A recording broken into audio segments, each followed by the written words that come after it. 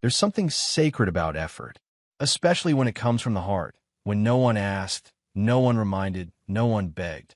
It's the kind of effort that says, I see you, I remember you, I want this to feel special. That's the kind of effort Ethan made that night. It was their third anniversary. A quiet milestone, sure, not a decade, not a wedding. But to him, it mattered. Because time meant something when you were building a life with someone.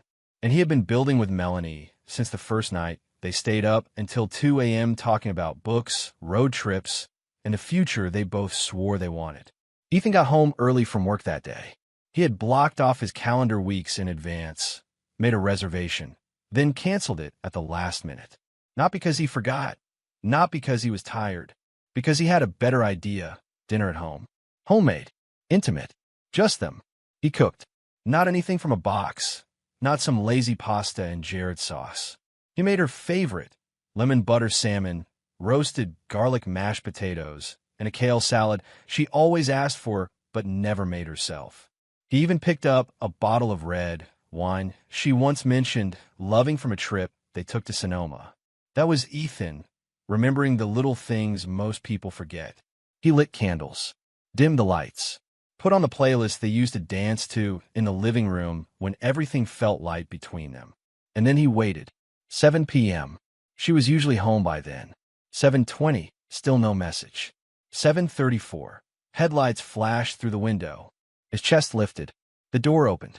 She walked in. He stood there, hands nervously wiping down a perfectly folded napkin, eyes on her face, waiting for a smile. A look, a second of connection. But she didn't even stop walking. She dropped her bag on the chair near the entryway, slid off her heels, pulled her phone out of her coat pocket, and started scrolling. Hey, Ethan said softly. She looked up briefly. Hey, he gestured to the table. Happy anniversary. Only then did she actually notice. Her eyes scanned the setup. The candles, the warm plates, the wine breathing in the decanter. She blinked slowly, like she was trying to remember what day it was. Oh, right. Sorry, she muttered, brushing a strand of hair behind her ear. Ethan's stomach turned. Rough day. She shrugged. Just tired. He pulled out her chair gently. Sit. Eat. We can talk or not. I just wanted us to have a moment tonight. She didn't sit. Instead, she stepped back, looked at the table again, then back at him. Her expression wasn't angry. It wasn't even annoyed. It was detached. I think I just want to be alone tonight, she said, tone flat. It's not about you. I need space. It took a moment for the words to register. Ethan stood frozen, hands still gently holding the back of the chair. The music playing softly in the background suddenly felt too loud. The candle flames flickered like they knew something had been extinguished. You want to be alone tonight, he repeated. It wasn't a question. It was a processing mechanism. He wasn't mad. Not yet. He was just stunned. She nodded. Yeah, I'm going to take a shower and head to bed early. I'm drained. And just like that, she walked past the table, and him, and disappeared down the hallway. Ethan stood there for what felt like forever. He didn't move, didn't breathe, just stared at the place where she had been standing, at the chair he had pulled out for her, at the meal going cold on the table. He looked around their apartment, the one they picked together, the one they decorated together, and for the first time, it didn't feel like home. It felt like a waiting room he'd been sitting in too long, hoping someone would finally come out and call his name. But no one ever did. He walked to the table and blew out the candles. The wine remained untouched. He didn't eat. He didn't argue. He didn't go after her. Instead, he cleaned up, plate by plate, fork by fork, each movement robotic, his mind replaying the past 6 months on loop. Every cold response, every late arrival, every moment she flinched at his touch or pulled away without explanation. Every time she said, "Don't worry, I'm just tired," while her eyes were elsewhere. And now it made sense. She wasn't tired. She was gone. Emotionally, mentally, already somewhere else, with someone else, or simply nowhere near him. He realized then that he'd been clinging to the memory of her, not the woman she had become. And that memory was starting to hurt more than it healed. He didn't sleep that night. He sat on the couch, staring at the shadows the street lights cast across the floor, thinking about how many times he had compromised, how often he had adjusted, forgiven, waited, all for a person who couldn't even sit down to have dinner on their anniversary. Around 2 a.m., he stood up, walked into their bedroom. She was asleep, curled away from his side as always. Ethan grabbed a duffel bag, packed quietly, his laptop, a few clothes, his toothbrush. Just enough. He paused by the bed, looked at her one last time, not with bitterness, not even with sadness, but with acceptance. Then he left a note on the kitchen counter. Simple, direct. You asked for space. I finally understand what that means now. Take all the space you need. I won't be here when you're ready to fill it. He locked the door behind him, not out of spite, but out of self-respect. That night, Ethan didn't run away. He didn't give up. He just finally stopped fighting for someone who no longer looked at him like he was worth the effort. And in doing so, he gave her what she asked for. Permanently. Love doesn't fall apart overnight. It doesn't explode. It erodes. Quietly. Silently. Inch by inch. Until one day, you wake up beside someone who used to feel like home and realize you're sleeping next to a stranger. That's what happened to me. For 3 years, Melanie wasn't just my girlfriend. She was my best friend. My safe place. The person I trusted when the world felt heavy. The one I cooked for, cared for, made plans with. We shared playlists and inside jokes. We built routines. We talked about where we'd live in 5 years, whether we'd ever get a dog, what we'd name our kids. Our life felt aligned. At least that's what I thought. Looking back now, I can't pinpoint the exact moment it started to shift. Maybe that's the cruel part, how gradual it was. There was no dramatic fight, no obvious betrayal, no slammed doors. Just tiny moments that began to pile up until they became too loud to ignore. It started with the conversations. She stopped asking about my day. She used to listen, really listen, eyes locked on mine as I shared stories from work, frustrations, funny moments. Now, her phone seemed more interesting than my voice. I'd be in the middle of a sentence, and she'd casually say, "Hold on," just to reply to a message. Then the moment would pass, and we never circled back. My words began to feel disposable. Then came excuses. "I'm just tired. It's been a long week.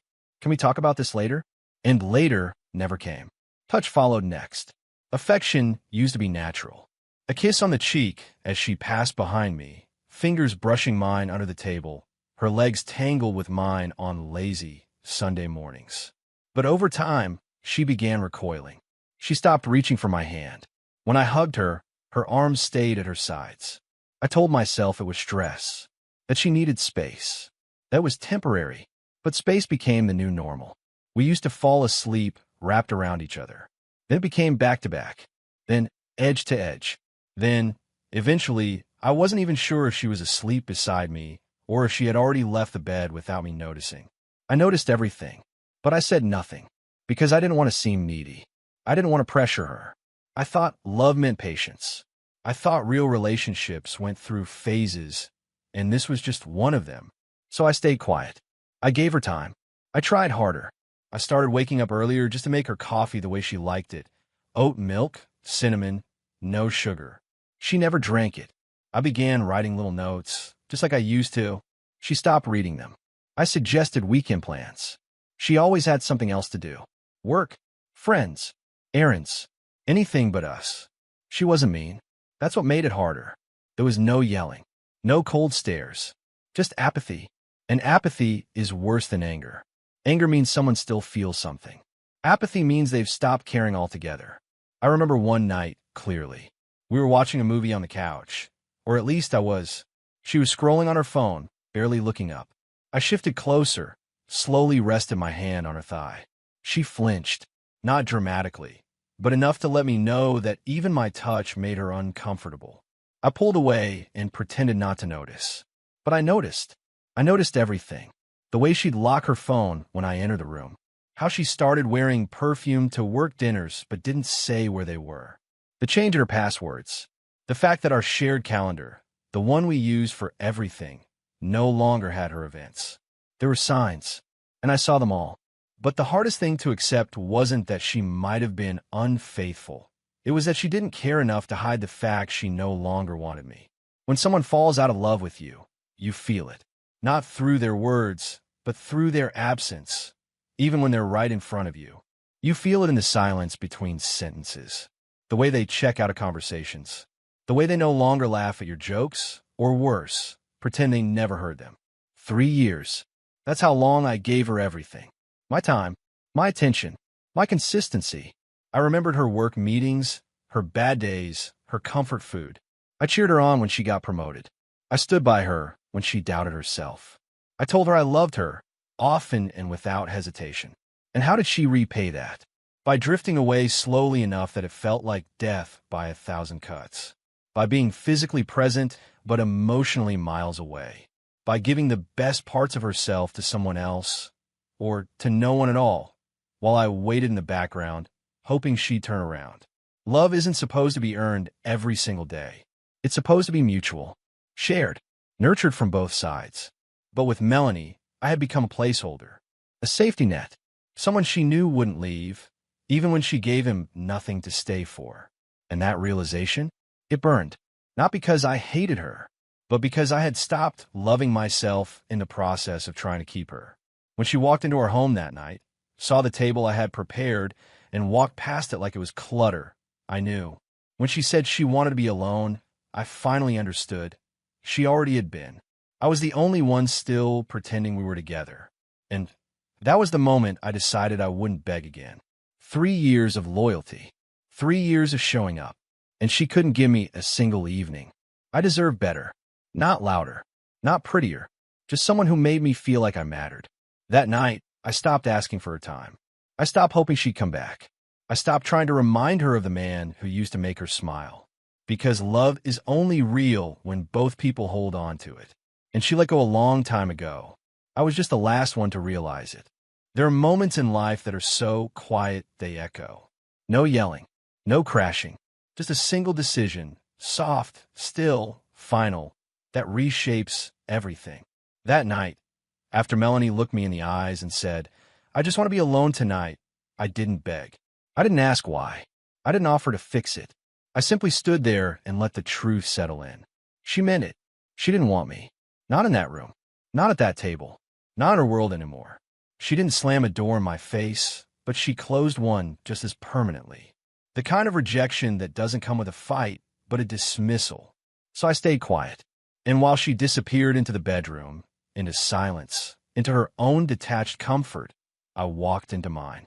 I stood in the middle of our living room, the space we had furnished together, full of soft pillows she chose and framed pictures I hung, and I understood that I was done waiting to be wanted. The wine glasses on the table still had a thin line of red. The candles, now half melted, flickered like they were ashamed to still be burning. The food had cooled long ago, and the air around me felt stale, lifeless. So I started packing, not out of rage, not to provoke her, but because I finally realized that nothing I did from that moment forward would make a difference. The love I had given had expired in her hands. Not suddenly, but over time. And now the expiration date had a name, a timestamp. That night, that sentence. I opened the closet and pulled out the small black duffel I used for weekend trips. Trips she always said she was too tired to take. I grabbed the essentials, 2 shirts, a hoodie, jeans, socks, the cologne she used to love. I didn't need much. I wasn't running away. I was simply stepping out of something I no longer fit in. Something that used to feel like home, but had slowly turned into a museum of what once was.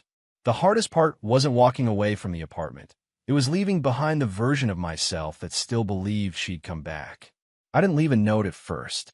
I stood by the door with my bag over my shoulder, staring at the knob, wondering if I'd regret it. If I'd wake up tomorrow and think I overreacted. But deep down I knew she had already left. Emotionally, mentally, spiritually. I was just the last one standing in a house where no one wanted to stay. So I turned, walked into the kitchen, pulled out a piece of paper, and wrote a single sentence. "You asked for space. I'm giving it to you, with no expiration date." I left the note on the counter, right beside the untouched dinner plate, and walked out. The hallway was quiet, the kind of quiet that follows a storm, or maybe the kind that precedes one. I didn't know yet which this would be. The night air hit my face like honesty. Cold, sharp, honest. I got in my car, tossed the bag in the passenger seat, and drove. Not toward anywhere in particular. Just away. From the wait. From the second-guessing. From the silence that used to be peaceful but had turned into punishment. I didn't check my phone. Didn't text a friend. Didn't look back. Because when someone tells you they want to be alone, and you finally believe them, truly believe them, you stop chasing closure. You stop writing explanations in your head. You stop hoping they'll wake up different. I ended up at a cheap motel about an hour outside the city. The kind with stiff pillows and faded carpets. But that night, it felt like the safest place in the world. Because for the first time in months, I wasn't waiting for someone to love me again. I laid on the bed, fully dressed, staring at the ceiling, feeling more clear-headed than I had in a long time. I wasn't angry. That surprised me. I wasn't crying either. What I felt was something I hadn't known I was craving. Relief. Not the relief of getting out of something bad, but the relief of finally being honest with myself. I had been holding on to a version of Melanie that no longer existed, maybe never had. I had been loving her future potential, not her present reality. And now I was free from that illusion. The next morning, I turned off my phone. Permanently. I deleted every trace of our shared memories from social media. Not out of spite, but out of necessity. I needed a clean slate, a digital silence to match the emotional one I had lived in for too long. I emailed my boss, requested a remote week, and started looking for short-term rentals. I had no roadmap, but I had clarity. I didn't need to figure it all out in one day. I just needed to take one step, then another. As the days passed, I didn't feel an urge to call her. I didn't miss the texts that never came or the apologies that would have arrived too late, even if they did. What I missed, and slowly began reclaiming, was me. The man who cooked because he enjoyed it, not to earn affection. The man who stayed up late reading, not waiting. The man who used to laugh just because something was funny, not because he was trying to lighten the mood. Melanie said she wanted to be alone. She had no idea I would take her at her word. And the difference this time? I didn't leave to hurt her. I left to save the parts of myself she stopped looking at. And when someone finally chooses themselves over the version of them they had to shrink into just to be loved, that's not abandonment. That's self-respect. And I didn't whisper goodbye. I let my silence say it for me. Forever. I woke up before the sun. The motel room was quiet, except for the low hum of the heater and the occasional groan of the pipes in the wall. I had barely slept, but my body didn't feel tired. It felt still, and that was a feeling I hadn't known in a long time. I sat up slowly on the edge of the bed, staring at the unfamiliar carpet, breathing in unfamiliar air, and realizing, for the first time in 3 years, I wasn't tethered to her anymore. No obligations, no waiting, no checking the time and wondering if I should reach out first. No guessing if she'd be warm tonight or distant again. I was out, and the silence in my chest wasn't empty. It was peaceful. Then came the buzz. I glanced at my phone. A message from Melanie. "Where are you?" That was it. No good morning. No question about the dinner. No apology. I stared at the screen for a long moment. I didn't feel the panic I might have felt weeks ago, the one where I would drop everything to explain myself, to reassure her, to smooth things over just to avoid her coldness. No, I felt nothing, because I knew exactly what that text meant. She noticed I was gone, not because she missed me, but because my presence had been convenient. I'd always been there, always returned her texts, always responded, and for the first time, she couldn't reach me. I didn't reply. A minute passed. Another message. "Seriously, where did you go?" This one had more urgency. Not because she was worried, let's be honest, but because she was losing control. I could hear the tone behind the words. She was no longer holding the wheel, and the realization was sinking in. Again, I didn't respond. I wasn't playing a game. I wasn't trying to punish her. I was just finished. Because when someone asks for space and you finally give it to them in full, their panic isn't about your absence. It's about their grip loosening. She had gotten used to me chasing her every time she pulled away. But that cycle was over. An hour later, the messages turned from curious to performative. "If this is about last night, we can talk." I said I needed time. That doesn't mean vanish. "You're being dramatic now." That last one nearly made me laugh. Not out loud, but the kind of hollow, exhausted laugh you give when someone accuses you of being dramatic for finally choosing yourself. Because I didn't yell. I didn't argue. I didn't block the door. I packed. Quietly. I walked away without asking for anything in return. No closure. No apology. No parting speech. Just my peace. And somehow, that was the part she couldn't handle. The messages kept coming. She started calling. I let each one ring out. Voicemail after voicemail stacked up. I didn't listen. Not because I didn't care what she had to say, but because I had already heard everything I needed to. She had spoken through her neglect, her silence, her disinterest. That was her message over and over again. And I had finally listened. Later that day, I sat at a diner, eating alone for the first time in years. Not scrolling. Not texting her to say where I was. Not waiting for a response that never came. Just existing. Present. Free. I watched couples come and go. Some laughing. Some quiet. One guy opened the door for his girlfriend, and she smiled up at him like he was her whole world. I felt something tighten in my chest. Not jealousy, not bitterness, just the remembrance of what that kind of gaze once felt like. And how long it had been since Melanie looked at me that way. I finished my coffee. The waitress asked if I wanted anything else. I smiled and said no. Paid the bill. Left a tip. Walked out into the crisp afternoon air. Another message. This isn't fair. You can't just ghost me. That word, ghost, made me pause. She thought I had ghosted her. No, this wasn't ghosting. Ghosting is when someone disappears without warning, without reason, without cause. I had stayed long after the signs. I had been patient through the distance. I had given her every opportunity to meet me halfway. I had shown up over and over until showing up began to feel like self-harm. I didn't ghost her. I released myself from a story she stopped writing with me. By that evening, I turned off notifications. Not because I was angry, because I needed silence. Real silence. Not the kind that sits heavy between two people at a dinner table, but the kind that heals. I didn't count the texts anymore. I didn't listen to the voicemails piling up. Instead, I wrote in a journal. I ate what I wanted. I listened to music without wondering if it reminded me of her. I slept through the night without bracing for the cold shoulder. By the third day, the messages shifted. I'm worried about you. Can you please just let me know you're okay? We should talk. We need to talk. I still didn't respond. Not because I wanted to punish her, but because I had nothing left to give to someone who never valued what I gave. It's hard for people to understand silence as an answer. But it is. It always is.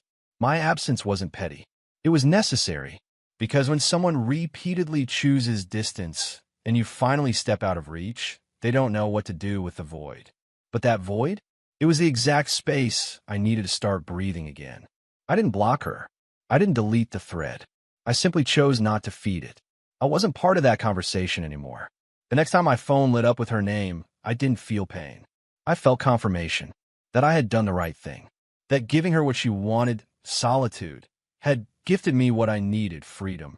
So yes, she texted the next morning, and many mornings after that. But she never got a reply. Not because I didn't care, but because for the first time in years, I cared more about myself than about keeping her comfortable in my presence. And that finally was enough. There's something brutally poetic about giving someone exactly what they asked for. Melanie said she wanted to be alone. Not in anger, not in a fight, not out of passion. She said it coldly, like she was ordering takeout. No emotion, no hesitation. I just want to be alone tonight. What she didn't realize in that moment was that those words would become the last thing she ever said to me directly. It's funny how people throw out phrases like that without thinking, as if space is something temporary, as if solitude is something they can switch on and off when it's convenient. What Melanie didn't understand, or maybe just never expected, is that I had reached a place in my life where I was done waiting for her to come back. I wasn't going to orbit around her anymore, hoping she'd choose me again. So I gave her the space she asked for, fully, irrevocably, and she wasn't ready for what that felt like. The first few days after I left, she kept texting. A lot of her messages were dressed up to look casual. Hey, are you okay? Can we talk? I think we need to clear the air. But that wasn't for me. That was for her comfort, for her ego, to soothe the part of her that wasn't used to being left. Melanie had always been the one with the upper hand, the one who made the rules, set the tone, decided when we talked and when we didn't. I had spent so long adjusting to her rhythms that I forgot I had my own. Until I left. Then the silence became mine, and it started to echo back to her in ways she wasn't prepared for. By the end of the first week, she started reaching out through different channels. Friends, emails, even a message through LinkedIn. She said things like, "I never meant for things to end this way. I just needed time. I wasn't trying to push you away. You took it too far. I didn't ask you to disappear." But she had. Maybe not in those exact words, but in every action, in every dismissed conversation, in every night, she turned away from me without so much as a good night. She had been choosing space for months. She just hadn't expected me to stop fighting it. I started noticing how detached I'd been from my own life. Before I left, I was a ghost, a man moving through routines that revolve around someone else's emotional availability. I used to wait for her text before I went to bed. I planned weekends based on her schedule. I cooked meals she didn't eat and asked questions she barely answered. Now, I was waking up when I wanted, eating alone, walking through the city without rushing home. I read again. I played music. I stopped checking my phone compulsively. The absence of her didn't feel like a hole. It felt like air. I began to reclaim all the things I had set aside to keep the peace, my time, my peace of mind, my own voice. It was wild how much of myself I had lost trying to hold on to a woman who wasn't holding back for me. But the more I healed, the more unsteady she became. One night, 2 weeks after I vanished, she showed up in my old apartment.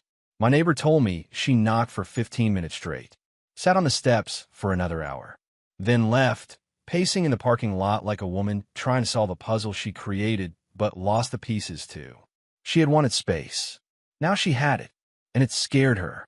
Because the truth is, people like Melanie don't fear distance. They fear permanence. They expect you to orbit, to pause your healing until they're ready to re-enter, to leave the door cracked just enough for their return. But I didn't leave it cracked. I changed the locks, literally and figuratively. The kind of silence, the one that isn't fueled by spite, but by finality, it terrifies people who never imagined you'd actually walk away. When her texts became more emotional, I knew the panic had started sinking in. You didn't even give me a chance to explain. I made mistakes, but we had something real. How could you just erase me like that? But here's what she never understood. I didn't erase her. She erased herself, little by little, night after night. Every time she turned away, every time she dismissed how I felt, every time she prioritized anything and everything over us. I just stopped writing the story after she stopped showing up. There was nothing left to respond to. No part of me still needing her words. Her guilt wasn't my responsibility anymore. Her confusion wasn't mine to clarify. That's what people get wrong about walking away. They think it's anger. They think it's bitterness. But real detachment? It's calm. It's quiet. It's waking up one morning and realizing that you no longer want to fight to be understood. That you no longer feel the urge to make someone see you because you've finally seen yourself. I had spent 3 years giving her all the parts of me that she never asked for, never appreciated, and never respected. Now I was giving those parts back to myself. She wanted space. Now she gets to live in it. Every unanswered text, every unanswered call, every night she lies awake wondering where I am, who I'm with, what I'm doing. That's her echo chamber now. Not mine. She built that silence.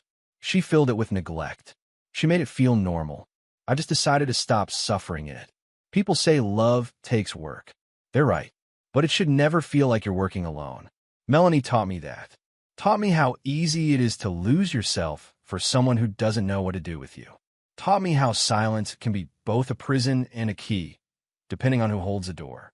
So now, when people ask me why I walked away without a fight, I don't give them a dramatic answer. I just say, she asked for space. And I finally understood that giving it to her was the most loving thing I could do. Not for her, but for myself. And that's when everything started to change. There's a specific look people give when they realize something they took for granted is no longer there. Not temporarily, but permanently. It's not anger. It's not sadness, at least not right away. It's confusion, disorientation, like someone who walked through the same doorway every day, suddenly finding it bricked over. That was the expression on Melanie's face the moment she saw me again. 3 months had passed since I vanished. 3 months of unanswered texts, missed calls, voicemails left to echo in digital voids. I hadn't blocked her. I hadn't needed to. My silence had done the job. There was nothing left between us to sever. No thread to cut. Just absence. But life has its strange way of weaving circles. We ran into each other at a mutual friend's engagement party. Someone from my old world, the one she was still orbiting while I'd stepped away completely. I almost didn't go. I debated it for hours. The idea of walking back into a room full of people who knew me with her made my stomach churn. But in the end, I went. Not out of pride, not out of spite, but because I finally felt like I could show up as myself again, without the weight of being half a man trying to hold a one-sided relationship together. And I'm glad I did, because the moment she saw me, I saw everything. Her eyes widened, just slightly, not enough to make a scene, but enough for me to catch the flicker of panic behind her perfectly applied mascara. She wasn't prepared for that. For me, standing there, taller, calmer, steadier. I had changed, not dramatically. No new girlfriend on my arm. No loud entrance or flashy transformation. But I was different. I carried myself with a kind of peace that couldn't be faked. The kind that comes from walking through fire and realizing you don't need to explain the burn marks to anyone. She walked up to me slowly, like someone approaching a memory that might vanish if they get too close. "Ethan," she said. I nodded. "Melanie." Silence hung between us like a sheet of glass. She looked down, then back at me. "You really disappeared." I gave a small shrug, not out of indifference, but because there was no other answer. What could I possibly say? "Yes, I did. And I'm not sorry." "You didn't even let me explain," she said next, her voice tight, as if she was trying not to unravel in front of everyone. "I didn't need an explanation," I said. "I needed peace." She blinked, like the words hit harder than she expected. You see, Melanie was used to confrontation. Raised voices, back and forths, the kind of drama that keeps wounds open just to keep the connection alive. But I hadn't given her that. I gave her distance. And in that distance, she lost the script. "I just needed some space," she repeated. "That night. That's all I was trying to say." "I know," I said, "and I gave it to you." Her lips parted like she was about to argue, but then she stopped. Because it hit her. She had gotten exactly what she asked for.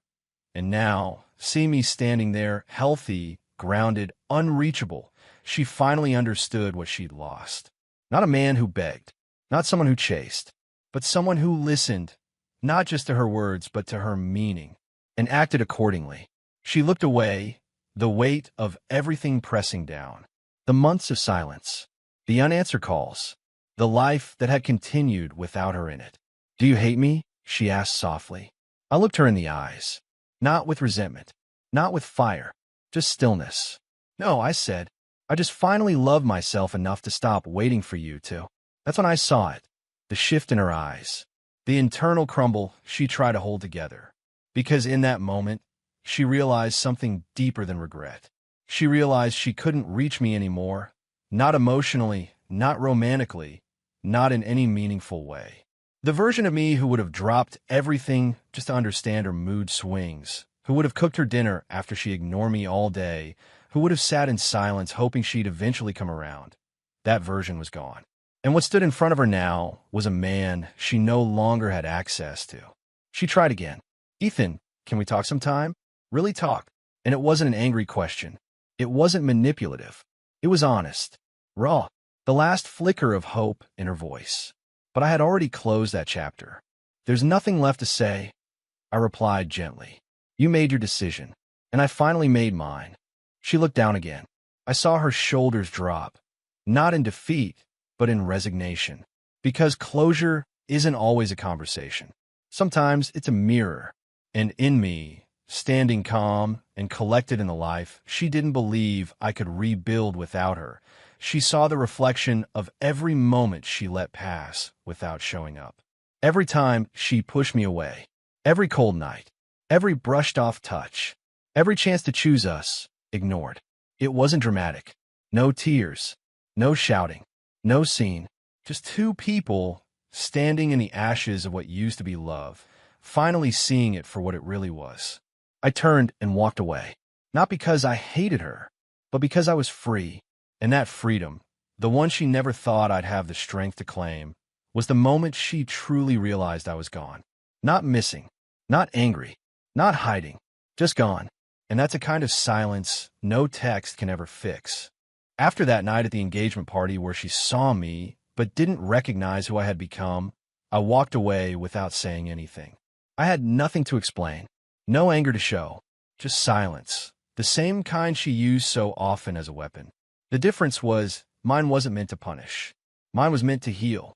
And for the first time in 3 years, I finally felt like I was living for myself. In the weeks that followed, Melanie kept trying.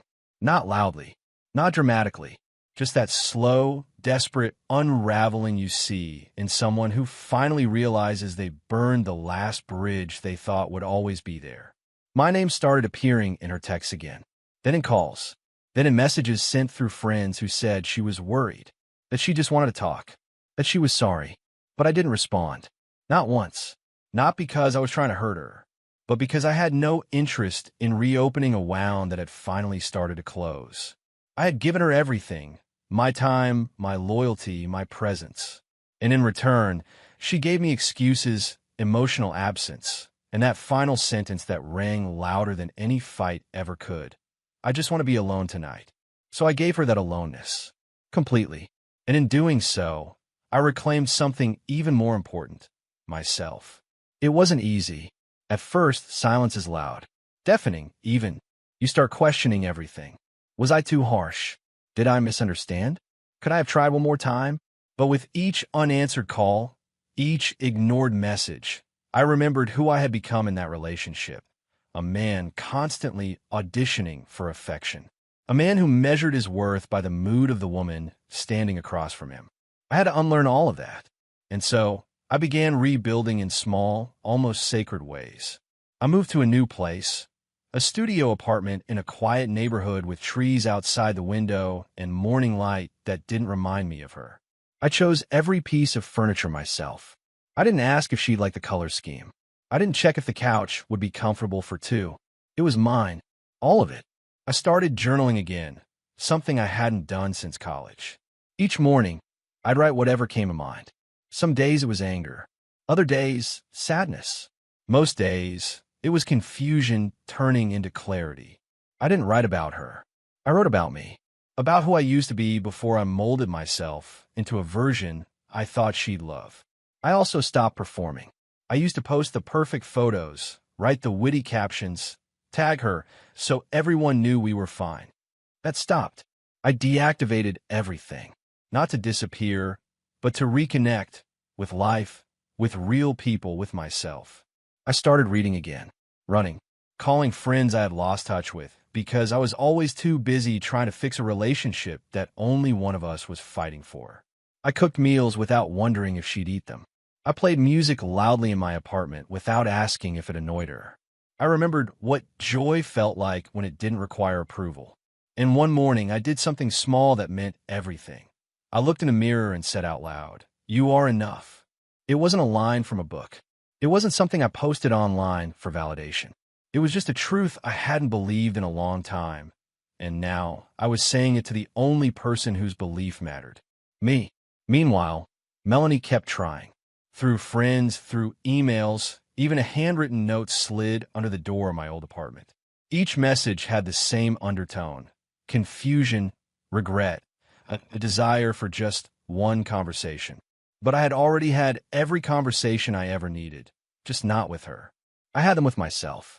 Late at night, when I questioned if leaving without goodbye was cruel. During long runs when my thoughts raced faster than my feet. In coffee shops, sitting alone but not feeling lonely. Those conversations taught me something no apology ever could. Sometimes, silence is the most compassionate answer you can give, both to her and to yourself. Because if I gave her that one talk, what would it change? She'd cry. I'd listen. We'd both revisit the moments. Maybe she'd say she was lost. Maybe I'd admit I missed her. But underneath it all, nothing would be different. She still left me emotionally months before I walked away physically. And I couldn't forget the way she said, "I just want to be alone," like I was a burden, not a man who spent his evenings cooking her dinner, who stayed up late to listen about her bad days, who always put her first, even when I was drowning. No, that version of me, the man who accepted crumbs and called a meal, he was gone. In his place stood someone stronger. Not colder, just wiser. Not bitter, just whole. I began focusing on others, not romantically, but through connection. I started volunteering at a local youth center, teaching basic coding to teenagers. Watching their curiosity grow, helping them understand something new, it reminded me of why I chose my profession. It reminded me that I was more than someone's boyfriend. I was someone's mentor, someone's role model, someone who still had so much to give, but only to those who valued it. And Melanie? She had her chance. Now I was finally living for me, not out of revenge, not to prove a point, but because I'd spent too long living half a life. A version edited to suit someone else's comfort. This new life wasn't flashy. It wasn't loud, but it was mine, and it was enough. One day I might meet someone else, someone who doesn't flinch at closeness, who doesn't need to be chased or convinced. But I'm not in a hurry. I'm not trying to replace her, because healing isn't about substitution. It's about reconnection, with purpose, with truth, with self. And I've finally done that. So when people ask what happened with Melanie, I don't tell them she cheated. I don't say she grew distant. I don't even mention the anniversary dinner she skipped or the night she walked in cold and said she wanted to be alone. I just say this. She let go of someone who would have given her everything. And I finally stopped trying to understand why. Because not everything needs closure. Sometimes the real victory is learning how to live again. On your terms. Fully. Without needing permission. Without needing her. It was a rainy Thursday when I saw her name pop up on my screen again, Melanie. A name I hadn't spoken aloud in months, though once it echoed in every corner of my life. The notification was a simple email, no subject line, just her first words in a sea of silence. And even then, I didn't open it immediately. I stared at the screen for a long time, not with anger, not even sadness, just a calm sort of detachment, the kind that only comes when you've already let go of something completely. Her message wasn't a surprise. Deep down, I knew this moment would come. Eventually, they always try to come back. Not because they love you, but because they start to feel the absence of someone who truly did. I waited 2 days before reading it. Not as a strategy. Not out of pettiness. I just didn't need to know what she had to say. I wasn't searching for closure anymore. I'd already found it in the quiet mornings of my new life, in the steady rhythm of a routine that no longer revolved around tiptoeing around someone's emotional disinterest. But curiosity, that old human reflex, nudged me eventually. So I read it. It started with, "Hey, I've been thinking a lot about you lately." She mentioned how different things felt without me. She brought up the little things I thought she never noticed. How I'd refill her car with gas on Sundays, leave sticky notes with dumb jokes on the bathroom mirror, warm her side of the bed during winter. She talked about how she hadn't realized what she had until it was gone. Classic. There was no apology in the first paragraph, just nostalgia. By the second, she started pulling on strings. How no one else had ever made her feel so safe, how she missed the way I listened, how she regretted the way things ended. She didn't say I was wrong. She didn't mention the coldness, the gaslighting, the emotional withdrawal she weaponized over months. No accountability, just romanticized fragments of a story she once disregarded like background noise. I didn't reply. Instead, I closed the email, turned off my phone, and went back to finishing a design prototype I'd been working on. Something for a startup I recently joined, a company where my ideas were heard, where I felt valued, a place where I had a voice again. Because that's the part no one tells you about moving on. It's not just about deleting numbers or blocking social media. It's about regaining your sense of self in the quiet moments. When you're brushing your teeth, when you're shopping for groceries alone and not checking if someone else likes oat milk or almond. It's realizing that your peace never needed another person's presence to exist. Melanie's message didn't shake me. If anything, it confirmed what I had already come to understand. People don't regret losing you until they realize how rare it is to be genuinely cared for. I used to think love was about effort. If I tried hard enough, if I gave enough, if I stayed loyal, if I stayed patient, it would all work out. But now I see the truth. Love should never feel like negotiation. And with her, that's all it ever was, a constant barter between how much of myself I could give up just to keep the relationship from unraveling. So no, I didn't reply to her email. Instead, I poured that energy into building the life I deserved. That weekend, I went hiking with some friends I'd made through a local community group. We climbed a trail I'd never explored before, one that opened up to a clearing so beautiful it almost didn't feel real. No noise, no expectations, just the wind, the sky, and the kind of silence that heals. That night, I made dinner for myself. I poured a glass of red wine, played a record, sat on my balcony, watching the lights of the city flicker on one by one. And I thought about how different things were, how much I had changed. The old me would have read that email a dozen times, analyzed every sentence, crafted a response that was kind but firm. I would have wanted her to understand, to see my side, to admit she failed me. But the man I had become didn't need any of that. I already knew my worth, and that made her opinion of me irrelevant. She didn't leave because I lacked something. She walked away because she couldn't recognize value when it stood right in front of her, holding out everything, loyalty, time, love, with both hands. By the following week, she sent another message. This time was longer. She said she couldn't stop thinking about me, that she was willing to talk, even if just for closure, that she hoped I could forgive her someday. Still no acknowledgement of what she had done. Still no real ownership. Just a desperate reach for connection now that her safety net had vanished. I didn't reply to that either. Not because I held a grudge, but because I had finally arrived in a place where peace spoke louder than any response could. And I knew something else too. Had I responded, had I let her back in, it would have meant betraying everything I'd built since I left. The stability, the confidence, the inner calm. So I chose myself again. Quietly, powerfully.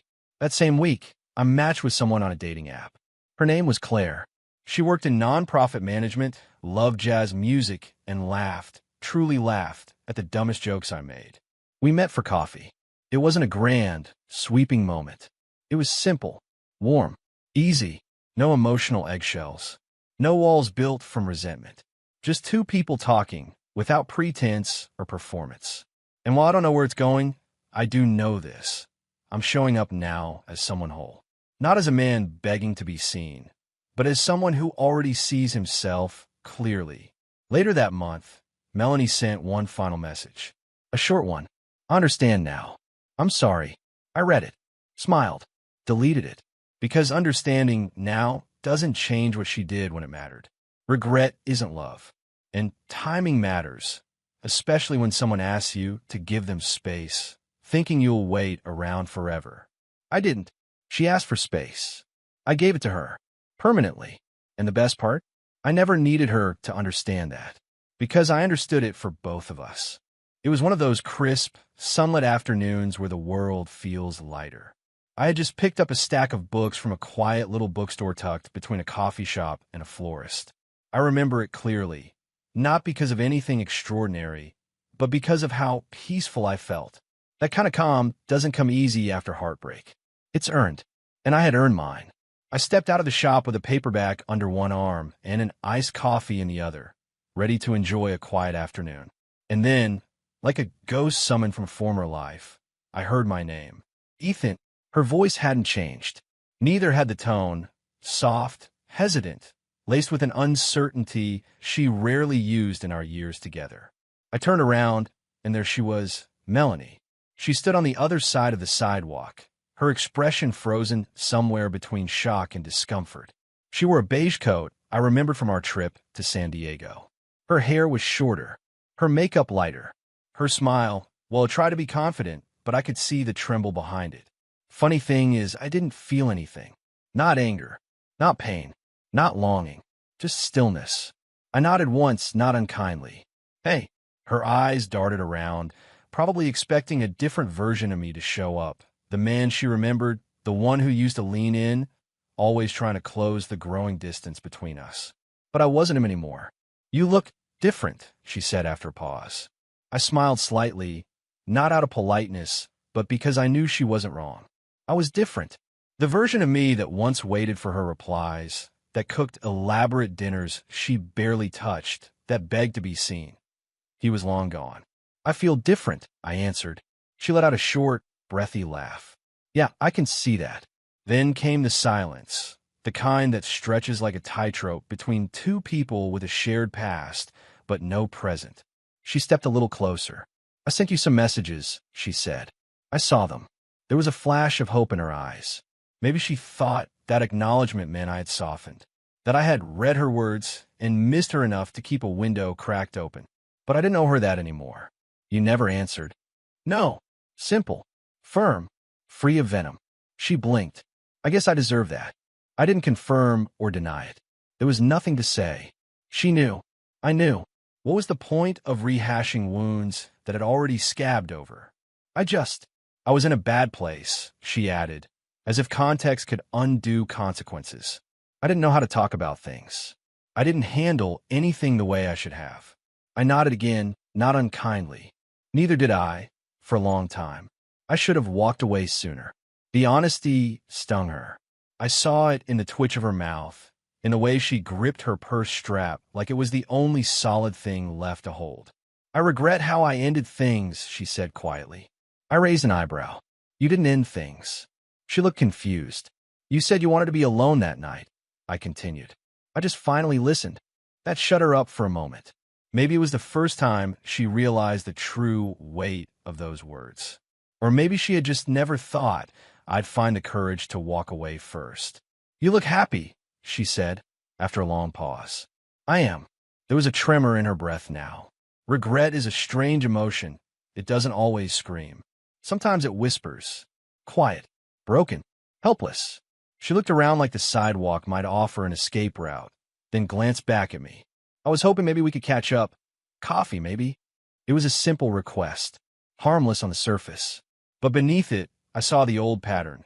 The reaching, the pulling, the slow unraveling that used to start with innocent check-ins and end with me giving pieces of myself away just to make her feel better.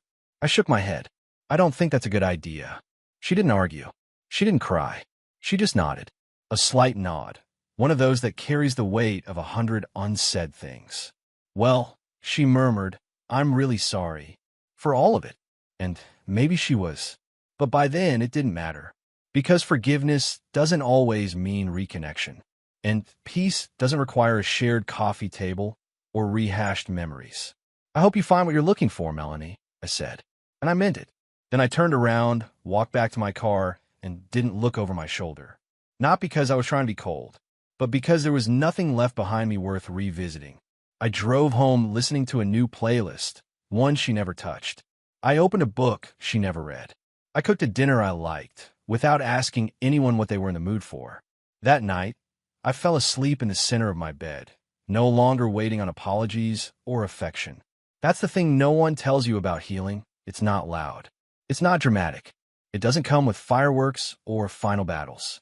It comes in ordinary moments, in seeing someone who once shattered you and realizing you've put yourself back together better than they ever could have.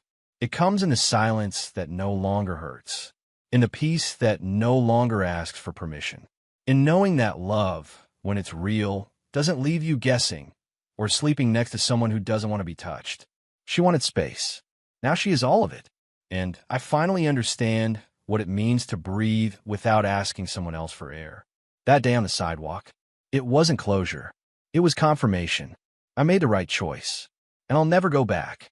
You don't really know you're healing until you stop counting the days since someone hurt you. Until the silence no longer sounds like punishment, but a melody of peace. Until waking up alone doesn't feel like absence. It feels like space. Space to breathe, to grow, to exist without asking for permission to feel whole. There was a time I thought Melanie and I were forever. That love, if you worked hard enough, could survive detachment, denial, and disinterest. If I just held on tighter, she'd eventually turn back toward me. But the truth is, you can't hold on to someone who's already halfway out the door. For months, I kept showing up, emotionally, mentally, physically, hoping she'd meet me halfway. I waited through her cold silences, swallowed her subtle dismissals, told myself she was just going through something. I kept giving, even as I slowly emptied myself. And then came that night, the anniversary, the wine, the candles, the food she didn't eat, the words she barely said. I just want to be alone tonight. That sentence wasn't cruel. It was clear. It was the first honest thing she'd said in a long time. It wasn't just a request for space. It was a statement, a verdict, a quiet way of saying, I don't choose you anymore. So I chose me. That decision wasn't loud. It didn't look like anger. It didn't feel like revenge. It felt like clarity. It felt like finally exhaling after years of holding my breath. People always ask, how do you let go of someone you love that deeply? The answer? You remember who you were before they forgot you. I started waking up early again. Not because I had to, but because I wanted to. I'd walk the city blocks before sunrise, letting the quiet streets remind me that peace isn't something you beg for. It's something you create. I picked up my guitar again, the one collecting dust in the corner since we moved in together. The one she said took up too much space. I started strumming on weekends, not to impress anyone, but to hear something real again. I reconnected with old friends, the kind who didn't ask why I disappeared, just smile when I returned. We talked about life, about work, about everything except her, and that silence was louder than any closure. And I started writing, pages and pages, not about her, but about me. My anger, my hope, my sadness, my resilience. There's this false idea that walking away is about hurting the other person. But the truth is, walking away is about finally listening to yourself. The version of you that's been whispering, this isn't love anymore. I didn't leave Melanie to make her regret. I didn't cut her off so she'd chase me. I didn't vanish to break her heart. I left because mine had already been breaking for too long, silently, daily, in small moments. Moments like making dinner and hearing, I'm not hungry. Like reaching for her hand and feeling her pull away. Like looking at her and realizing she didn't see me anymore. Healing wasn't instant.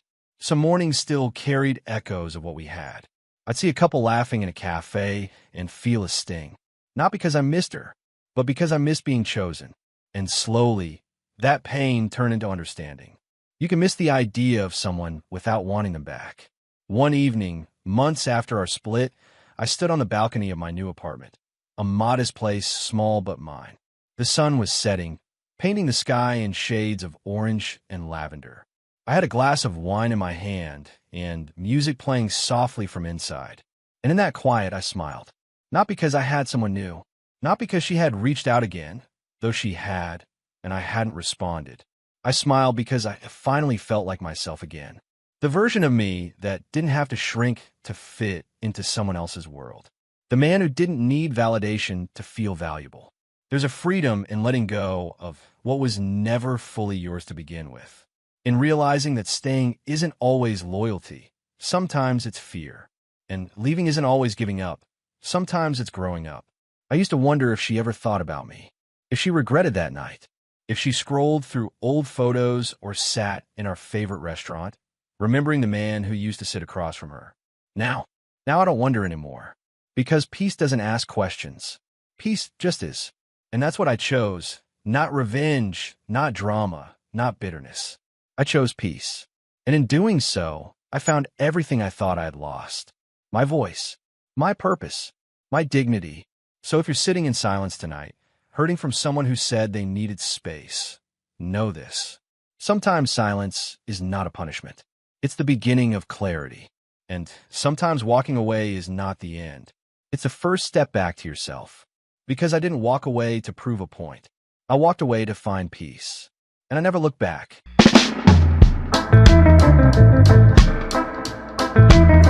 It was just supposed to be another night.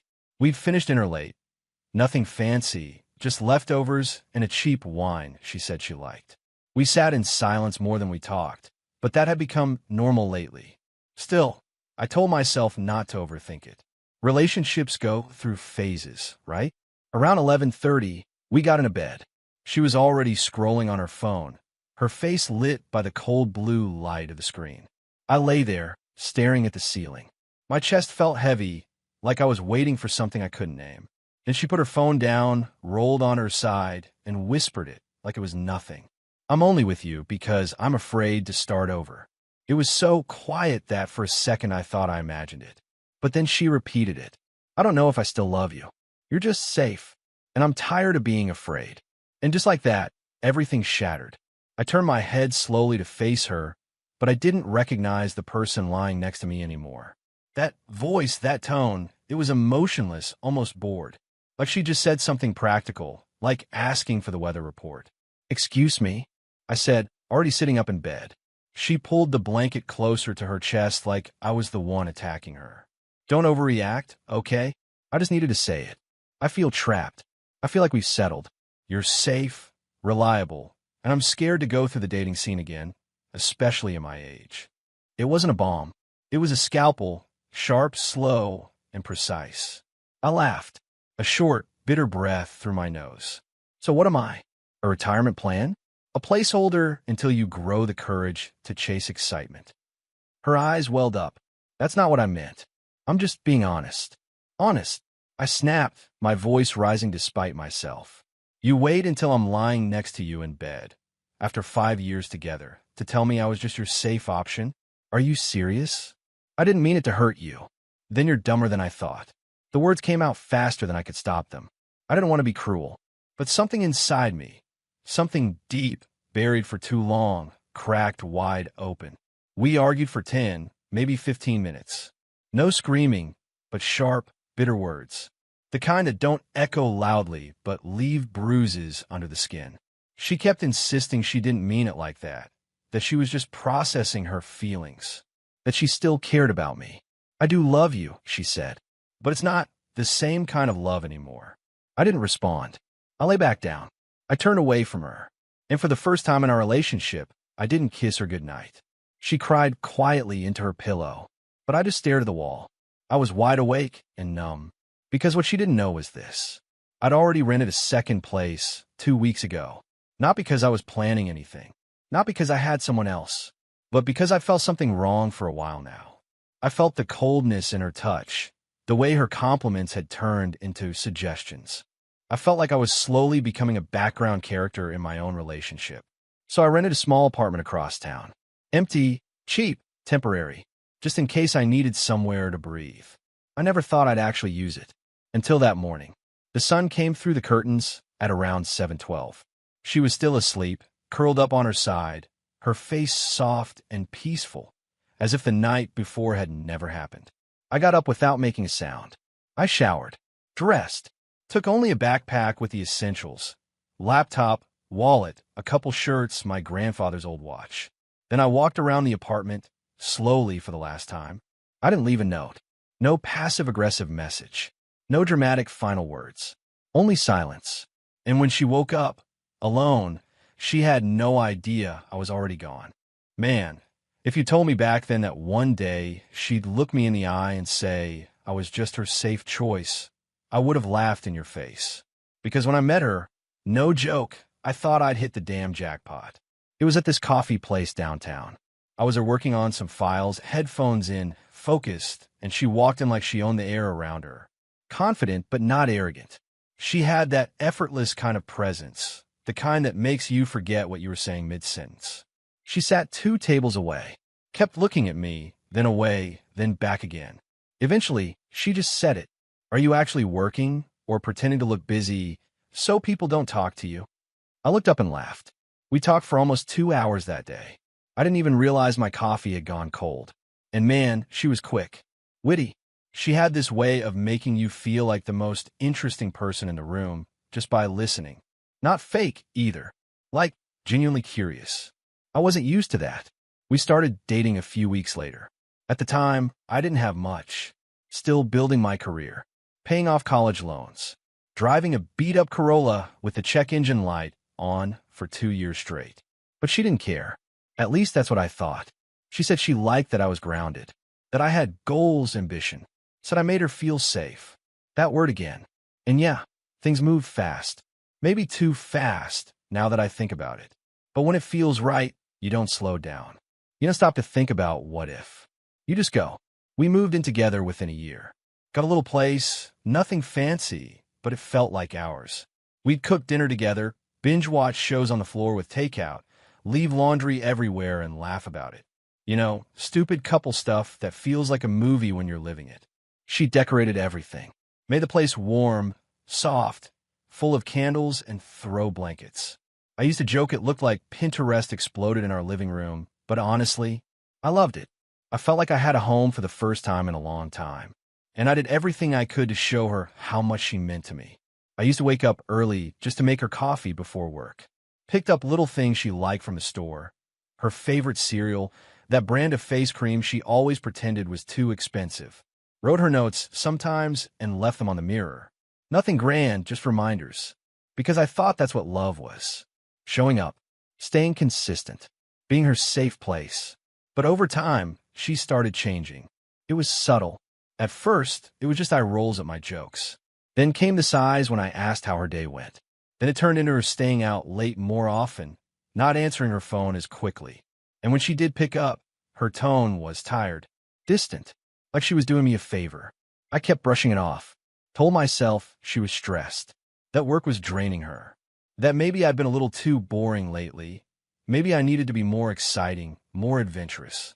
I remember this one night, man. I cooked this whole dinner, lit candles, played that playlist we used to listen to when we started dating. And she came home, barely looked at the table, kissed me on the cheek, and said she wasn't hungry. I stood there, staring at the food. Pasta already cold. My chest just tight. But I smiled. Said, no problem. I'll just wrap it up. Because that's what you do when you love someone, right? You compromise. You stay. You wait. I kept trying. Kept hoping she'd come back to me emotionally. That she'd realize I was still the guy who adored her. Still the man who would move mountains just to see her smile. But something shifted in her.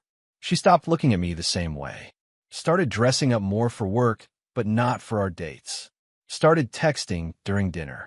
I could feel her slipping away day by day. And yet, every time I thought about leaving, I remembered the girl from the coffee shop. The one who made me feel alive. I held on to that version of her like a fool. You know what's the worst part? Even when I had that gut feeling that something was off, that I was being treated like a backup plan, I still defended her to everyone. My buddies would ask, "You good, man? She seems cold lately." And I'd say, "Nah, she's just tired. She's got a lot on her plate." I covered for her, while I was slowly sinking. Because I wasn't just in love with her. I'd built my identity around being good to her. Around being the man she could always count on. But now, looking back, she didn't love me the way I loved her. Maybe she never did. Maybe I was just the guy who made her feel safe while she figured out what she really wanted. And man, that realization, that slow burn in your chest, it hits harder than any loud breakup ever could. Because it means you weren't chosen. You were just convenient. Looking back, man, the signs were there. All of them. But when you're in love, especially the kind of love where you've already pictured a future, house, kids, growing old together, you don't see the signs. Or better, you see them, but you explain them away. I remember the first real gut punch moment. It was my birthday, not even a big one, just turning 32, and I didn't want much. Just dinner at that barbecue spot we both liked. I booked it 2 weeks in advance, reminded her a few times, and even sent her the location again that day. She got home from work that night and said, "Oh, was that today?" I told the girls I'd do a wine night. That hit me right in the stomach. Like I didn't matter. Like I was just a roommate with a calendar problem. I tried to brush it off. Laughed even. Said it's cool. I'll just grab a burger or something. She didn't even cancel the plan. Just changed clothes, gave me a peck on the cheek like a neighbor, and walked out the door. I sat alone on the couch that night, drank a couple beers, stared at the reservation confirmation on my phone like an idiot. And deep down, something shifted. But I didn't leave. I didn't even fight. Because part of me still believed this was just a rough patch. That she'd come back to herself. Another time, and this one I'll never forget, we were at a friend's engagement party. Everyone was dancing, laughing, doing toasts. And I made some silly joke while we were with a small group, just trying to lighten the mood, and she rolled her eyes in front of everyone and said, "God, you're so basic sometimes. Everyone kind of laughed awkwardly. I laughed too, even though I wanted to vanish. I stood there with a drink in my hand, pretending it didn't sting. But inside, I felt 2 inches tall. There were other things too, little things that pile up. The way she stopped holding my hand in public. How she started saying, "You never listen," when I literally repeated back everything she said. How she'd get dressed to the nines for work or drinks with friends, but for our dates. Hoodie, no makeup, no eye contact. One night, we were watching something on TV, and a guy proposed in the show. One of those over-the-top romantic gestures. I smiled and said, "You'd probably cry if I did something like that." She didn't even look away from the screen. Just said, "I'd probably feel bad saying no in public." I froze. Just froze. It was the first time I felt that kind of emptiness. Like, wait, what am I even doing here? But still, I stayed. Because I had this voice in my head saying, maybe you're overthinking. Maybe she's stressed. Maybe you're just being sensitive. You gaslight yourself into staying where you're no longer wanted. That's the truth. You build excuses for their coldness. You tell yourself they're going through something and you just have to be patient. Ride it out. Wait for the sunshine to come back. But love shouldn't feel like you're waiting to be loved again. And then came the worst of it. I found a message once. She left her iPad open. I wasn't even snooping. It lit up with a message that said, "He's great, but sometimes I wonder if I'm just with him because it's easy." I missed the rush. I didn't even know who she was talking to. A friend? Her sister? I never found out. But the sentence burned itself into my brain. Because it's easy. Not because she loved me. Not because she respected me. Just easy. Comfortable. Familiar. Like a couch you don't love, but don't throw out. I wanted to ask her. Wanted to confront her right then. But I didn't. You know what I did instead? I closed the iPad. Put it back. And started checking Craigslist listings for one-bedroom apartments the next morning. Not because I had a plan, but because something in me knew she wasn't mine anymore. She was physically next to me, but emotionally, she'd checked out months ago. You know, the kind of silence where you're sitting beside someone, and it feels like they're miles away. That's how our nights became. We'd sit next to each other, both scrolling on our phones, not saying a word, not touching, not connecting, just breathing the same air like strangers waiting at the same bus stop. Sometimes I'd stare at her while she wasn't looking. Just stare. Try to remember what it felt like when she used to smile at me. Really smile. Like I was home. But that smile? It hadn't been meant for me in a long time. And still, I stayed. Because we had a lease. Because we had history. Because I didn't want to be another guy with a failed relationship. But mostly, because I was scared. Scared to start over. Scared to admit that someone I gave my heart to, fully, without games, didn't really love me back. Turns out, I was the one afraid to start over. Until that one night in bed when she whispered it first. And suddenly, everything made sense. That night didn't start out dramatic. Actually, it started painfully normal. She came home later than usual. Said there was a last-minute meeting. No kiss. No, how was your day? She went straight to the bedroom and started taking off her heels, scrolling on her phone, already checked out of the moment. I had made dinner. Nothing fancy, just pasta with her favorite sauce. I waited. She didn't even ask. She microwaved something from the fridge instead. Didn't sit with me. Ate in silence on the edge of the bed. That's when I felt it again. That quiet ache in your chest that tells you.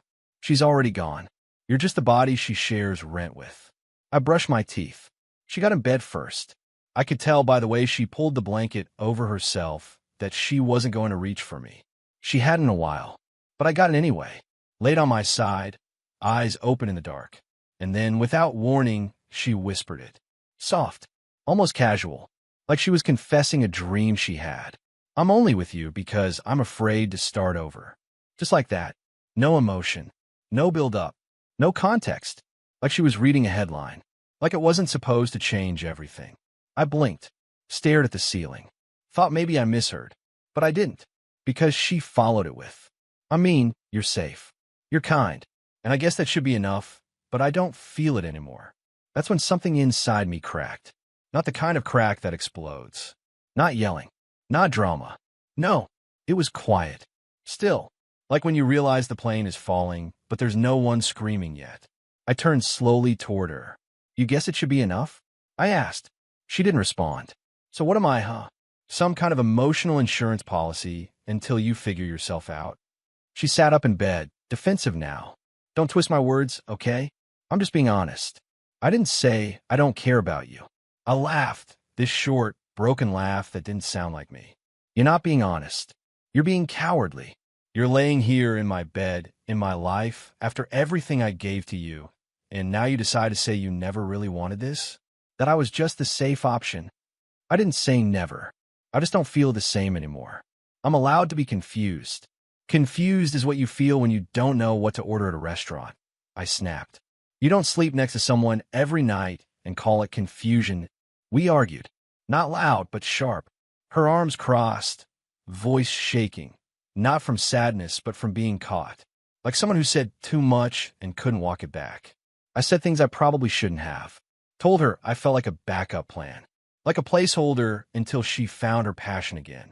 Told her I could have given that love to someone who actually saw me.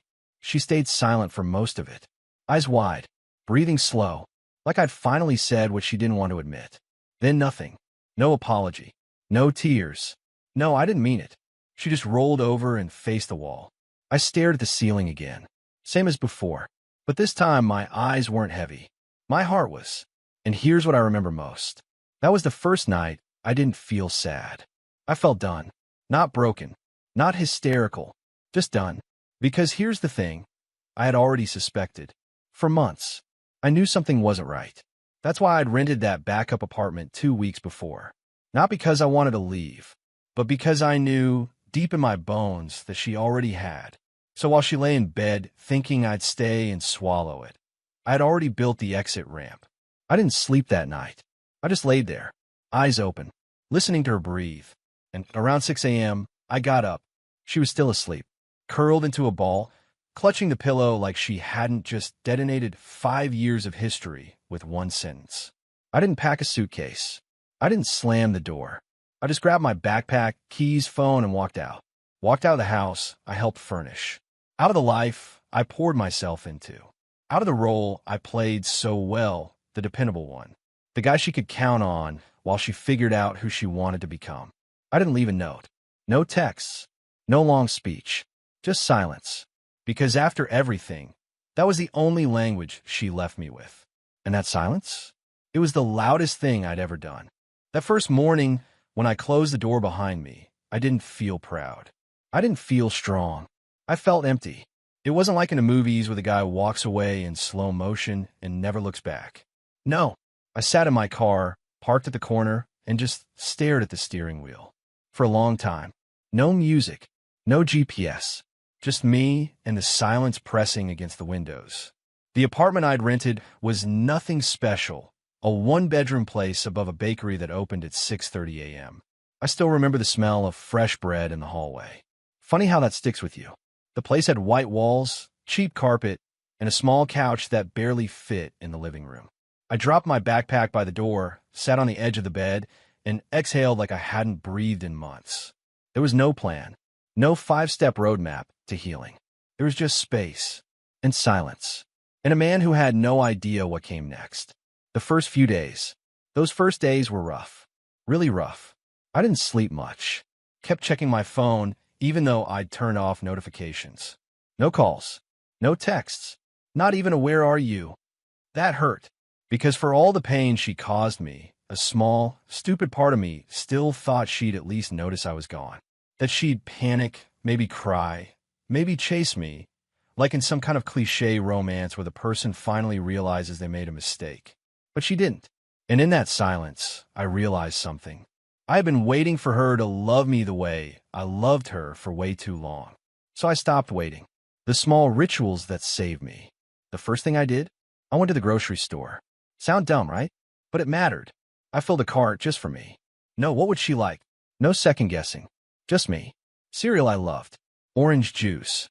Real coffee. Not that overpriced almond milk stuff she used to buy.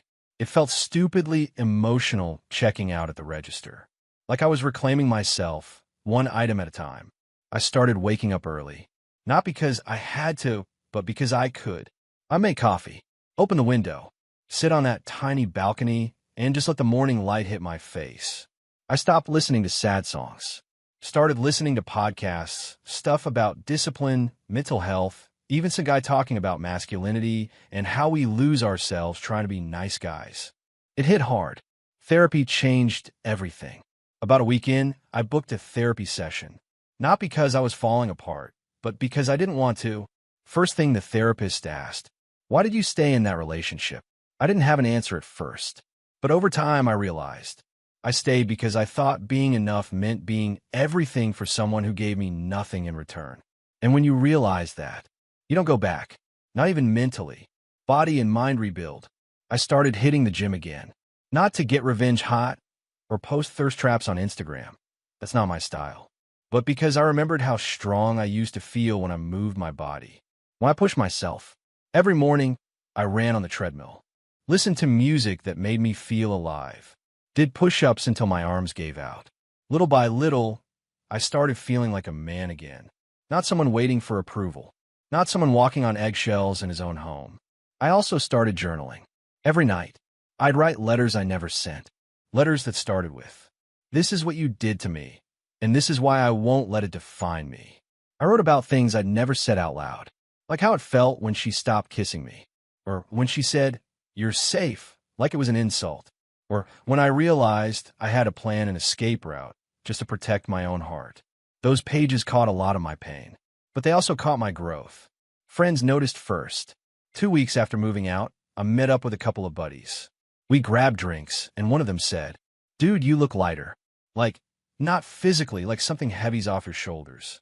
I just smiled, didn't go into detail, didn't bash her, didn't act like a victim, just nodded and said, "Yeah, I feel like I'm finally breathing again."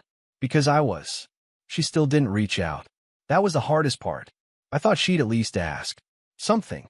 But the days passed. Then weeks. Nothing.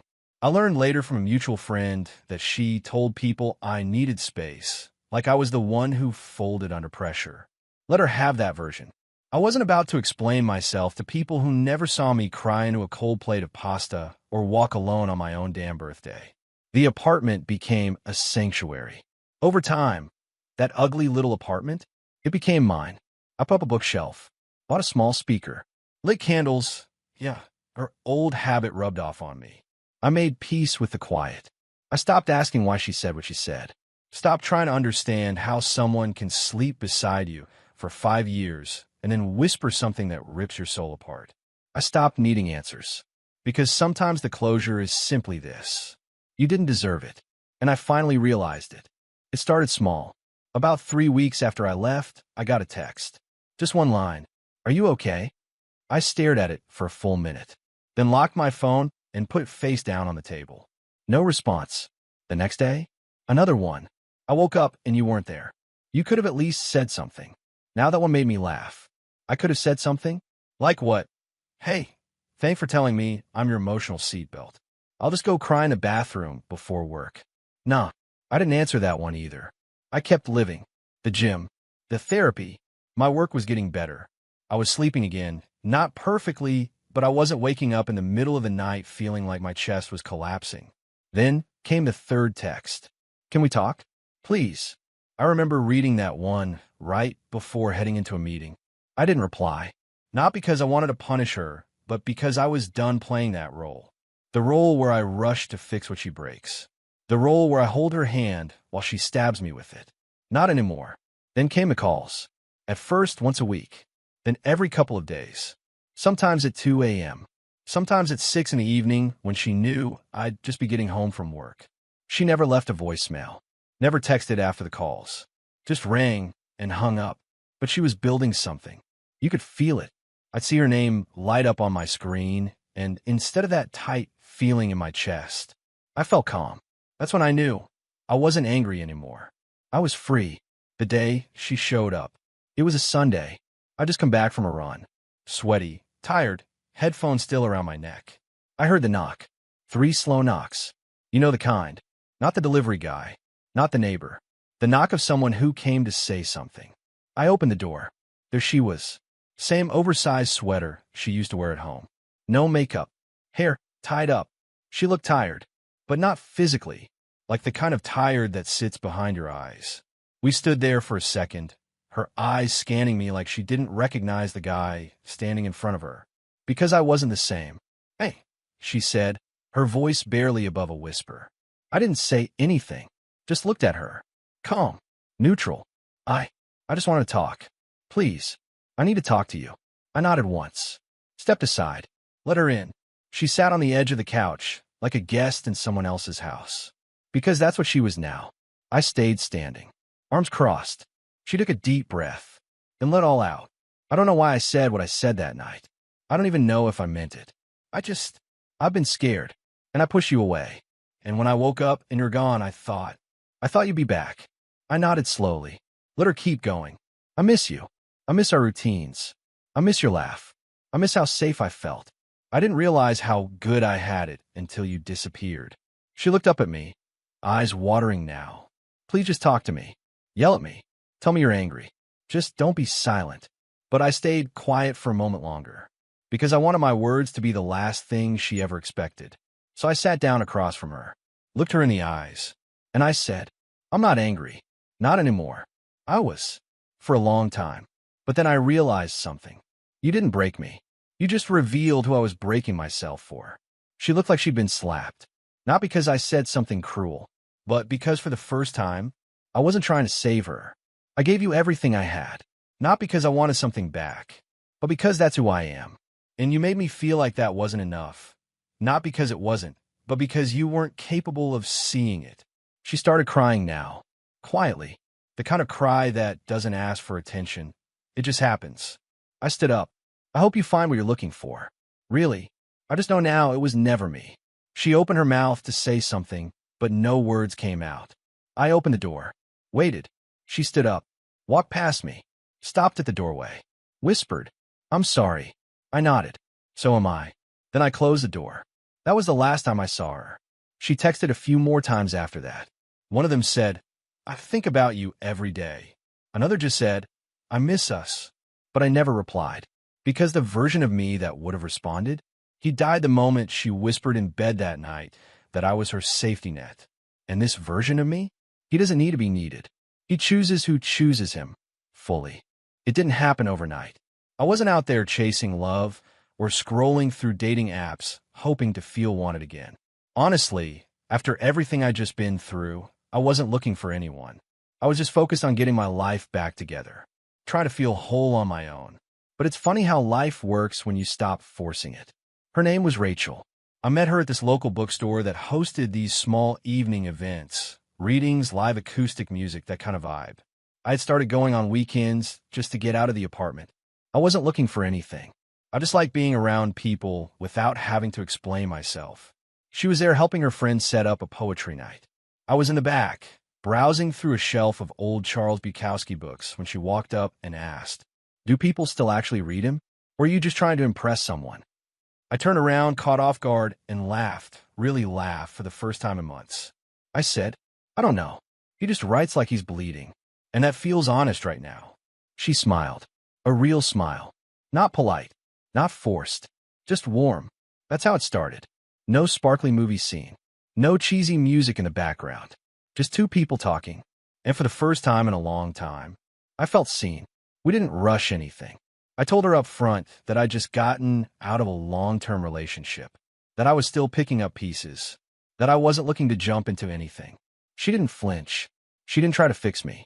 She just said, Take your time. I like talking to you. That's enough. And man, that hit different. No pressure. No expectations. No games. We started meeting up, sometimes for coffee, sometimes just to walk around the park. She'd send me songs she thought I'd like. I'd send her random pictures of dogs I saw on the street, because she told me she loved golden retrievers. It was light, easy, but slowly something shifted. I noticed at the night she brought me soup when I told her I was feeling sick. She didn't just drop it off and leave. She sat with me, asked about my day, made me laugh even when I felt like crap. And before she left, she said, I know you're used to doing everything on your own, but you don't have to impress me. I just want you to be okay. And right there, something in me softened. Not because someone was saving me, but because for the first time in years, I didn't feel like I had to perform to be loved. She chose me, fully, openly, without needing me to earn it. There was this one night, we were walking back to our cars, and she stopped, looked me dead in the eye, and said, "I don't know what kind of love you're used to, but with me, you never have to question where you stand." And I swear, I almost lost it right there, because I'd spent years wondering, overthinking texts, reading between silences, begging for warmth from someone who always kept one foot out the door. And now, I was standing in front of someone who meant what she said and didn't make me beg to be chosen. The small things meant everything. She remembered my favorite coffee order. She noticed when I was quiet, and instead of demanding I open up, she just sat next to me until I did. She kissed me like she meant it, held my hand like it was natural. She never made me feel like I had to compete with some fantasy version of a man. With her, I was enough, as I was. One night, we were laying on the couch, just listening to music. No distractions, just being. And I looked over at her, hair messy, hoodie half off her shoulder, and thought, this is what it's supposed to feel like. Not anxiety, not wondering, not walking on emotional eggshells. Just peace, just presence. And here's what really did it for me. I told her everything. One night, I told her the whole story, the whisper in bed, the silence, the pain, the apartment, the rebuilding. I didn't sugarcoat it. I told her the ugly stuff too, the part where I lost myself trying to be enough for someone who never really saw me. She didn't look away, didn't judge me, didn't compare herself to my past. She just took my hand and said, "Thank you for surviving that. And thank you for still being open to something real." I don't think she'll ever fully understand how much that moment meant to me, because it wasn't just about being accepted. It was about being understood. So yeah, I found someone. Not because I was looking, not because I wanted to win the breakup, but because when you finally stop chasing people who don't see your worth, you make space for someone who does. And she does. Every damn day. It had been a few months. Life had finally found its rhythm again. A rhythm that wasn't tied to someone else's moods, someone else's cold shoulder, someone else's timeline for when I was allowed to feel loved. And then one afternoon, out of nowhere, I saw her name again. A message. "Please, can we talk?" Just once. I stared at it. I didn't feel angry. I didn't feel anxious. I just felt nothing. And that, right there, that was the win. Not the new apartment. Not the gym progress. Not even the new woman in my life. The win was that her name didn't control me anymore. I ignored the message. 2 days later, I saw her again. By accident, or maybe not. She showed up outside the place I used to go on Sundays. The bookstore. I was walking out, bag in hand, when I heard, "Hey," and there she was. She looked smaller somehow. Not physically, but in presence. Like a balloon that had lost all its air. She didn't smile. Just stood there, hands in her jacket pockets. Hair pulled back like it used to be on the weekends. "Can we talk?" I paused, thought about walking away, but I didn't. Not out of curiosity, not out of pity, just because I knew this was it. The last chapter. I nodded once. We sat at the edge of the fountain outside, the same place we used to pass on evening walks. She was quiet at first. Then she said, "You didn't deserve what I said to you that night." I didn't respond. I don't know why I said it. Maybe I did mean it in the moment. But the truth is, I was afraid. You were always there, always steady. And I started resenting you for being consistent. Can you believe that? Still, I said nothing. She kept going. I thought I wanted more. I thought maybe I needed someone different. But now I realize I had someone rare, and I ruined it. She looked at me, eyes red, voice cracking now. "I've tried dating. I've gone out, talked to people, but no one looks at me the way you did. No one makes me feel that kind of safety, that kind of peace." Still, I didn't speak. Not out of cruelty, but because I had nothing left to give her. And deep down, I think she knew that. She reached out, touched my hand. It was a weak, trembling touch. The kind of reach you make when you're drowning and hoping the other person still cares enough to pull you out. "Do you think there's any chance that we could?" I gently pulled my hand away, and finally I spoke. "You whispered a sentence in bed that changed my life forever." She looked down. "I know." I shook my head slowly, and I'm not mad about it anymore. Because that sentence, it woke me up. It forced me to realize I was holding on as someone who was never really holding me back. She wiped a tear and tried to smile. "But you loved me." "I did," I said, "with everything I had." And you took that and treated it like it was just something to fall back on. You don't come back from that. I just didn't know what I wanted back then. I nodded. And now that I know what I want, it's not you. There it was. Simple. Calm. Final. She didn't beg. She didn't scream. She just sat there, blinking, processing, breaking quietly. I stood up. I hope you find peace. I really do. But you and I were done. For good. She opened her mouth to say something, then closed it again. Because what you say to a man who's already healed. I walked away. Didn't look back. Didn't wonder what she was thinking. Didn't need to.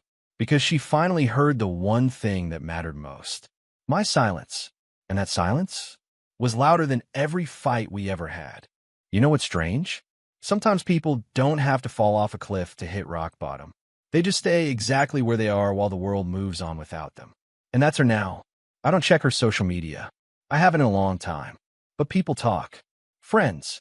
Mutuals. The occasional accidental screenshot from a buddy who says, "Bro, look who popped up on my people you may know." She still posts sad quotes every week. You know the ones I'm talking about. Sometimes you lose the moon chasing stars. Real love doesn't walk away. Yeah, the same girl who once told me I was just a safe choice is now out there begging the universe to send her back something stable. Ironic, right? I heard through a friend she tried dating this guy who was flashy, real charming, talked big, ran in those circles she always thought were exciting. He ghosted her 2 weeks in. No explanation. Just gone. She posted a black and white photo of herself looking out a window the next day. Caption said, "Healing isn't linear." And honestly, I didn't even feel smug. I felt sad for her. Not because I miss her. God, no. That ship sailed the night. I packed my things and left. But because I finally understood something. Some people think love is supposed to feel like chaos. And when they meet someone who gives them peace, they think it's boring. Until they realize peace doesn't come around twice. Meanwhile, I'm good. Not perfect. Not some overnight success story. But good. I wake up every morning without that pit in my stomach. No more wondering if I'm being too much. No more shrinking myself to fit into someone else's emotional budget. I've got someone who laughs at my dumb jokes. Someone who kisses me with her whole heart and doesn't make me guess if she means it. Someone who holds my hand in public because she's proud to be with me, not because it's convenient. And the truth? She doesn't even know the version of me that used to beg to be chosen. She only knows the version that chooses himself first. I drive past my old neighborhood sometimes. Not on purpose. Just life happens. And every time I do, I glance toward that apartment window. The one we used to argue behind. The one where I used to sit in silence, wondering what I'd done wrong. And now, I feel nothing. Not anger. Not nostalgia. Just space. Space between the man I used to be and the man I am now. One of her old friends, someone I barely knew, reached out to me a while back. Randomly. Said she'd bumped into her and that she still brings me up. She said you were the one that got away. I just smiled. Because she's right. But not because I'm some perfect guy. Not because I'm rich or famous or because I leveled up. No. She lost me because when she finally realized I was rare, I'd already realized she wasn't. She's still there, stuck in cycles of regret, chasing ghosts and text threads and memories that don't hold her the way I did. And me? I'm nowhere near her anymore. Not emotionally. Not mentally. Not spiritually. I don't live in those rooms she left cold. I don't replay her voice in my head. I don't crave her validation. Because when you truly heal, you stop needing closure from broken people. You become the closure. Now I walk forward. Head high. Heart intact. And every step I take is a reminder. I didn't lose her. I found myself. You know what the craziest part is? I used to think being the safe choice was a compliment. Like, oh, I'm the reliable one, the stable one, the guy she can always count on. But now, I see it for what it really was. A polite way of saying, I never really wanted you. I just felt better with you around. And I let that be enough. For years, I gave her everything.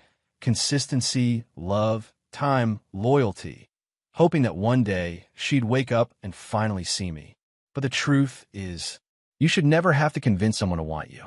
It took me walking away, silently, fully, no dramatic exit, to realize something life-changing. When someone doesn't choose you the first time, it's not your job to give them a second chance to get it right. Because real love, it doesn't hesitate. It doesn't sit across from you at dinner looking bored. It doesn't roll its eyes when you try. It doesn't whisper in the dark that you're a safe bet. Real love grabs your face and says, "You, I want you. No maybe, no halfway, just you. Now." I wake up next to someone who chooses me without doubt. I don't have to chase her attention. I don't have to tiptoe around moods. I don't have to beg to be seen. With her, I'm not an emotional backup plan. I'm not someone she settled for. I'm not her safe option. I'm her priority, and she's mine. And no, our relationship isn't perfect. We argue sometimes. We miscommunicate. We have off days. But never once have I questioned whether I'm wanted. And that changes everything. I look back at my past now, not with bitterness, but with clarity. She wasn't evil. She was just lost. And I was the guy who tried to save someone who hadn't even asked to be saved. But that's not me anymore. I'm not the fixer. I'm not the over-apologizer. I'm not the man who bends himself in half just to fit into someone else's version of love. Now, I speak my truth. I set my boundaries. And I don't chase people who walk away. Because here's the truth I had to bleed to learn. Being chosen once you've already been disrespected isn't love. It's convenience. And I'm not convenient. I'm a damn good man. And I'll never again be someone's backup, standby, or emotional safety net. So if you're out there, holding on to someone who keeps making you feel like you're lucky just to be tolerated, let me tell you something. You're not hard to love. You're just loving someone who doesn't know what real love is. And the second you realize that, you stop waiting for them to wake up. And you start walking toward the version of yourself that doesn't ask for permission to be enough. This is that version of me now.